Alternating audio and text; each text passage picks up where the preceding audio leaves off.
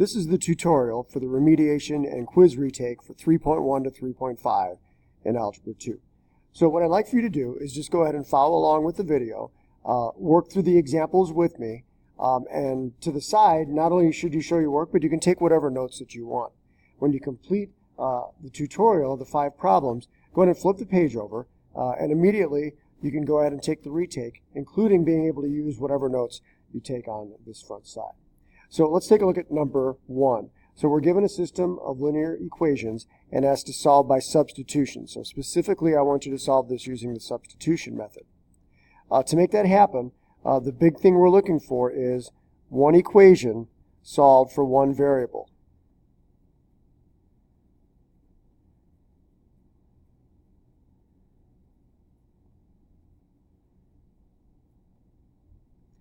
And we could see that this is not solved for y, but it would be pretty easy to solve it for y.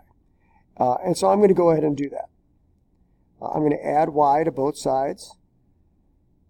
So negative 2x equals y plus 2. And then I'm going to subtract 2 from both sides. So negative 2x minus 2 equals y. So now, because this is a system, this y and this y in the same thing, and this y and negative 2x minus 2 are the same thing. So we're going to substitute this value in place of the y in this equation. So negative 4x plus 5, and then instead of y, I'm going to go ahead and go negative 2x minus 2 equals 11. So we know we need to use distributive property. 5 times negative 2x is negative 10x. 5 times negative 2 is negative 10. And then I have a negative 4x here as well, and then minus 11. Okay, so negative 4x minus 10x, that's negative 14x minus 10 equals 11.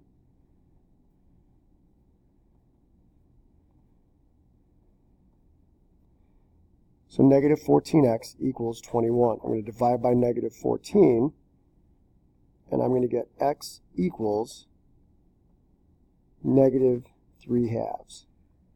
Okay. A little bit of an unusual result, but not something that we can't work with. And so I know that my solution happens when x is negative 3/2.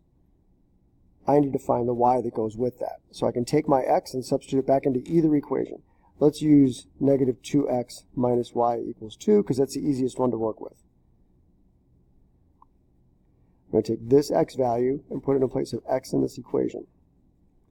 Negative 2 times negative 3 is 6, divided by 2 is 3. So 3 minus y equals 2.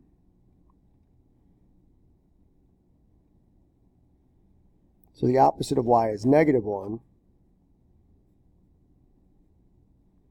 Then y equals 1. So my solution is going to be negative 3/2, comma 1. Okay, let's look at number 2. This one I specifically want you to solve by elimination. So this is the process where we add the two equations together, and in doing so, the result is that one variable coefficient becomes 0. So what I'm looking for is opposite coefficients on one variable. And I don't have that. I have a positive 2 and a positive 5. Those aren't opposites. I have a y and a negative 3y. Those aren't opposites. But if this was positive 3y, then I would have opposites. So I can multiply that equation by a scale of 3. 3 times 2x is 6x. 3 times y is 3y. 3 times negative 13 is negative 39. This equation stays the same. 5x minus 3y equals 6. So let's add these up now. 5 and 6 is 11x. Negative 3, positive 3 goes to 0. Negative 39 plus 6 is negative 33. Divide both sides by 11, and x equals negative 3. Okay. So I know the solution happens when x is negative 3. I need to find y now. Again, I can pick either equation and substitute this in. 2x plus y equals negative 13. So 2 times negative 3 plus y equals negative 13. And now you're just using your equation solving skills, and y is negative 7. So the solution to this equation is the ordered pair negative 3, negative 7. Okay, moving on. Number 3. Is this ordered triple, -2, 1, 1, a solution to the system? Okay, if it is, if I substitute -2 in for x, 1 in for y, 1 in for z, it'll make all 3 of these equations true. So let's test that. -2x plus y plus 3z equals 8. So I'm going to go -2 times -2 plus 1 for y plus 3 times 1. And I'm testing to see if that equals 8. So -2 times -2 is 4, plus 1 plus 3. And that one does in fact work. Let's try our second one. X plus 3y minus z equals -9. So I'm substituting in -2 plus 3 times 1 minus 1. Does that equal -9? -2 plus 3 minus 1. It's not looking good right now. -2 plus 3, that's +1, minus 1 is 0. So the second equation was not a true statement when I substituted in -2, 1, and 1. So that tells me, no, it is not a solution.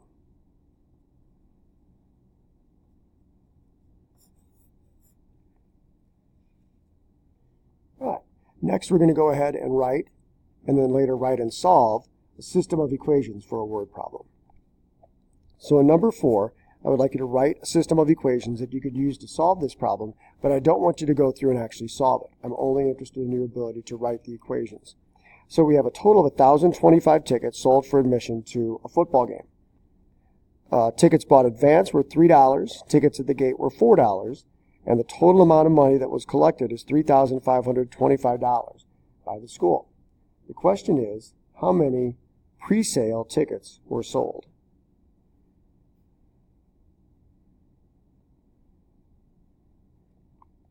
So, when we have this type of problem, typically the pattern is there's one relationship of a total amount of things and another relationship that's a total amount of dollars. So we have 1,025 tickets, and there's 2 different types, pre-sale and at the gate. So we're going to let x equal pre-sale, and y is going to be at the gate. So if that's the case, my pre-sale tickets plus my gate tickets equals the total number of tickets, which is 1,025. The other thing I know is this. The pre-sale tickets were $3 each. So for every ticket I sold, I gathered $3. For tickets at the gate, those were $4. Everyone I sold at the gate collected 4. So if I multiply 4 times the number of gate tickets, that'll give me the amount of money I collected at the gate. And a total of $3,525 was made. So these 2 equations will give us the ability to solve this and determine how many of each type of ticket were sold. And for our last word problem, this one I do want you to write the equations and then solve. This one's going to be a coin problem. So same story.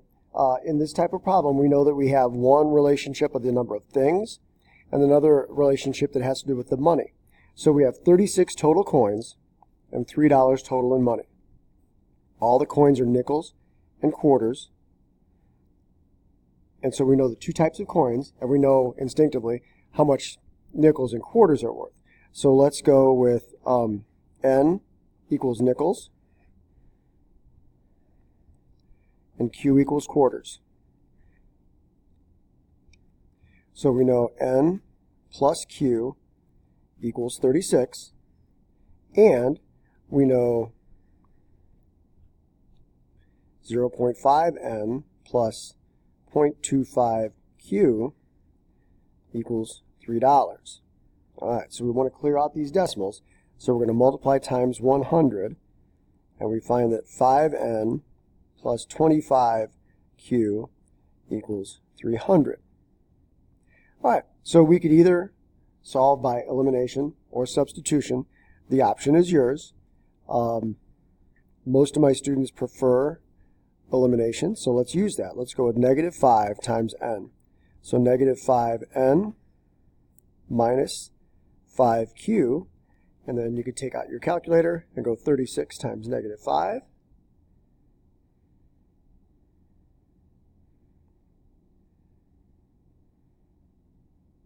And we get negative 180. So now, by substitution, 5n negative 5n, that's going to go to 0. 25q minus 5q, that's 20q. And 300 minus 180 is going to give me 120. So 20q equals 120. Divide by 20 on both sides. And our q is going to equal 6. So if q is 6, right, we know how many nickels we have. There's 36 total coins. So q plus n equals 36. 6 plus n equals 36. So n is going to equal 30, subtracting 6 from both sides. So 30 nickels and 6 quarters. So you can now use these notes, go ahead and flip the page over, and use these notes to complete the quiz retake problems on the backside.